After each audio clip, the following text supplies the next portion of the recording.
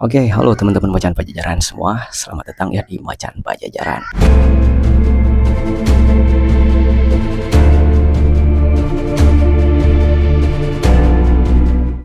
Tidak lupa buat teman-teman yang baru gabung, silahkan buat yang belum subscribe dulu ya. Oke, kita gaskeun. Narasi kali ini teman-teman Macan Pajajaran semuanya, kita akan membahas aura farming dan pacu jalur yang dari tradisi ke viral global. Wow, seperti apa ya? Oke, kita mulai.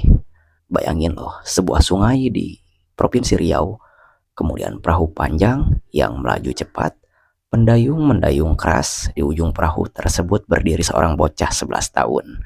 Bocah tersebut berdiri secara tegak, kalem, dan menari sambil tangan dan badannya mengikuti ayunan atau alunan kayu yang dikayuh. Wow, dia bukan selebritas, bukan juga influencer besar, tapi video singkatnya langsung disebar jutaan orang.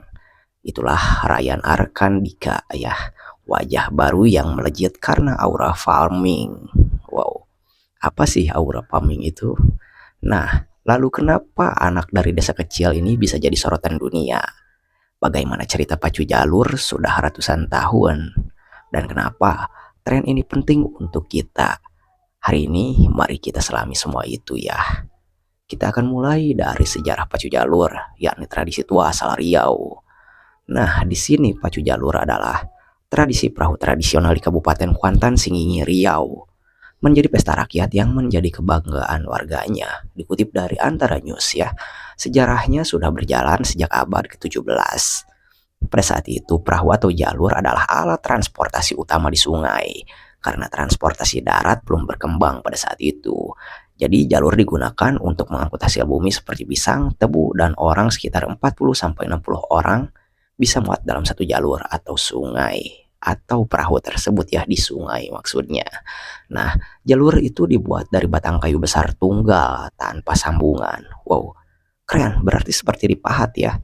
Ya, kemudian dipahat, diukur, dibentuk agar bagian dalamnya bisa diisi pendayung, serta bagian atasnya rata dan bagian ujung dihias. Ada ritual penting dalam memilih kayu, termasuk pendapat bahwa pohon itu dihuni oleh roh katanya atau mambang, dan proses semah untuk menjaga keselamatan dan keberkahan. Lalu seiring berjalannya waktu, alat transportasi ini semakin dihias. Tentunya hiasan artistik, ukiran seperti kepala ular, buaya harimau, payung, selendang, tali hias, dan lambai-lambai. Jalur juga bukan cuma alat loh teman-teman semuanya, tapi simbol budaya, status sosial, dan identitas. Wah, unik sekali ternyata ya. Pacu jalur kemudian berkembang menjadi lomba dayung. Jalur-jalur tradisional, yakni berlomba di sungai teman-teman. Dalam festival tahunan di Kuantan Singingi, bahkan menjadi agenda wisata loh. Wah, unik sekali ya. Kemudian di sini adanya lahirnya aura farming ya, yang dipelopori, bukan dipelopori, yang terkenal oleh tarian Ryan Arkandika nih teman-teman. Di sini Ryan Arkandika itu adalah seorang bocah 11 tahun dari desa Pintu Lobang ya, dari desa Pintu Lobang Kari, Kecamatan Kuantan Tengah, Kuansing teman-teman. Arkan juga tumbuh di keluarga yang sudah akrab dengan pacu jalur. Ayahnya pernah jadi atlet pacu jalur ya. Kakaknya juga pernah menjadi togak luan. Nah, di sini Rosinya mulai mengikuti sebagai togak luan sekitar 2 tahun ke belakang sebelum viral, teman-teman. Di sini gerakannya spontan otodidak. Ia belajar dari melihat, mencoba mengikuti tradisi keluarga dan masyarakat sekitarnya loh. Nah, apa itu aura farming dan mengapa bisa viral di dunia ini? Keren kan? Nah, aura farming adalah istilah yang muncul dari pengguna internet, menggambarkan bagaimana seseorang memancarkan aura, pesona percaya diri melalui gerakan dan aura panggung, walau dalam situasi sederhana. Ryan juga disebut memiliki aura itu saat menari di ujung perahu dalam pacu jalur.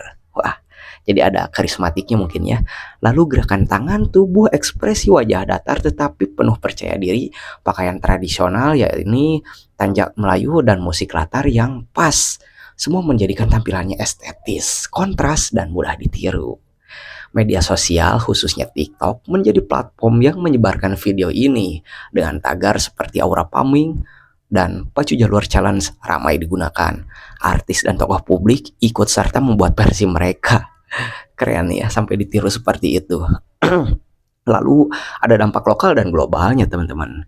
Di level lokal, pacu jalur yang sebelumnya dikenal di Riau kini jadi sorotan nasional dan internasional. Pariwisata Riau juga meningkat. Video dan konten digital tentang pacu jalur makin banyak juga. Selain itu, pemerintah Riau mengangkat Ryan sebagai duta pariwisata Riau loh. Keren kan? Sebagai apresiasi atas viral dirinya. Ada bantuan beasiswa pendidik ada bantuan beasiswa pendidikan sebesar 20 juta buat Ryan juga. Nah, budaya tersebut jadi bahan diskusi global tentunya bagaimana tradisi lokal bisa diangkat lewat zaman digital ini. Lalu bagaimana identitas budaya dapat diperluas lewat media sosial. Kita akan mencari tahu cerita pribadi Ryan dan tantangannya ya. Ryan merupakan murid sekolah dasar gitu. Usianya masih kecil, aktivitas sehari-harinya masih anak sekolah normal. Tapi di sela sekolah, ya ikut latihan tradisi keluarganya tersebut. Kemudian ada tantangan, yakni belajar otodidak menari di atas perahu yang bergerak. Ketepatan ritme dayung agar tetap selaras, menjaga keseimbangan agar tidak jatuh. Semua dilakukan dengan spontan tanpa banyak persiapan. Wah, keren ya. Lalu teman-teman di sini tentunya ada tekanan dari media sosial ya. Ketika viralitas membawa sorotan, ekspektasi komentar bagaimana Ryan merasakan ini. Ia mengaku senang tentunya ya, namun sedikit malu tapi menerima respon positif tentunya. Di sini juga terdapat nilai budaya dan filosofi di balik pacu jalur dan aura farming. Nah, pacu jalur bukan hanya lomba, tapi simbol kekompakan, semangat gotong royong, estetika budaya Melayu Riau. Jalur dihias, jalur itu perahunya ya, diawaki pendayung banyak orang, dan tentunya tradisinya berlangsung secara turun-menurun. Wah, keren ya. Lalu di sini Aura Paming juga mengajarkan bahwa kepercayaan diri itu bukan soal tampil sempurna, tapi soal hadir dengan otentik. Bahwa budaya lokal, tradisi tua punya ruang di era digital jika dikemas dengan cara yang hidup. Betul sekali ya. Filosofi bahwa tradisi tidak mati ketika dipromosikan, tapi bisa makin hidup kalau masyarakat menghargai dan generasi muda terus melestarikannya.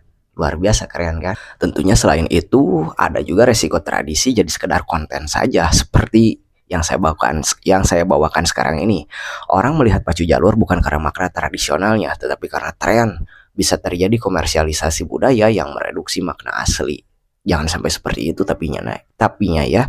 Tantangan pelestarian kayu jalur juga langka. Kemudian proses pembuatan butuh keahlian tradisional, serta ada ritual spiritual yang bisa dilupakan jika hanya mengejar tren semata, teman-teman. Tentunya resiko juga pada eksploitasi media sosial, tekanan untuk tampil viral, ekspektasi publik, komentar negatif hingga tren basi yang cepat dilupakan. Jadi kalau seperti ini jadinya ya walaupun sedang ngetren, ini kan tradisi ya. Jadi tradisi itu tidak boleh dilupakan. Jangan hanya terkenal ketika ngetren saja gitu. Jadi harus tetap dijaga gitu ya. Seperti itu mungkin. Lalu apa yang bisa kita pelajari dan pesan apa yang akan kita terima? Jadilah di sini diri sendiri. Aura itu bukan soal banyaknya pengikut, tapi kualitas energi dan keaslian diri. Hargai budaya lokal. Setiap tradisi punya akar sejarah, makna dan proses panjang. Kita wajib menghormatinya, bukan cuma ikut-ikutan tren saja ya. Lalu di sini gunakan kesempatan dengan viral, ada peluang ekonomi, pariwisata tentunya ya, ekonomi berupa pariwisata. Lalu adanya apresiasi dari pemerintah, tapi itu juga butuh kesiapan teman-teman. Kemudian jangan takut tampil. Kalau Ryan bisa berdiri di ujung perahu, tampil dengan sederhana, artinya kita semua punya potensi. Aura yang bisa ditunjukkan dimanapun kita berada tentunya ya teman-teman semuanya. Jadi teman-teman semuanya, Aura Paming bukan cuma soal video viral atau tari di perahu. Ini tentang bagaimana budaya lokal menemukan kembali tempatnya di era digital. Tentang bagaimana seorang bocah dengan gerakan sederhana bisa menyuarakan ke seluruh dunia. Keren kan? Tentunya 5 tahun ke depan atau pada tahun 2030 nanti dan seterusnya bakal penuh dengan tren-tren baru. Tapi ada satu hal yang gak boleh hilang, akar budaya kita tentunya, keaslian kita, kehangatan cerita kita. Karena ketika kita menyatu dengan budaya kita, justru itu yang bikin kita unik, bukan cuma jadi yang lain. Oke, terima kasih sudah mendengarkan. Semoga cerita aura farming menginspirasi diri kamu sendiri dengan aura yang asli, tak tergantikan. Luar biasa. Terima kasih ya, semoga terhibur.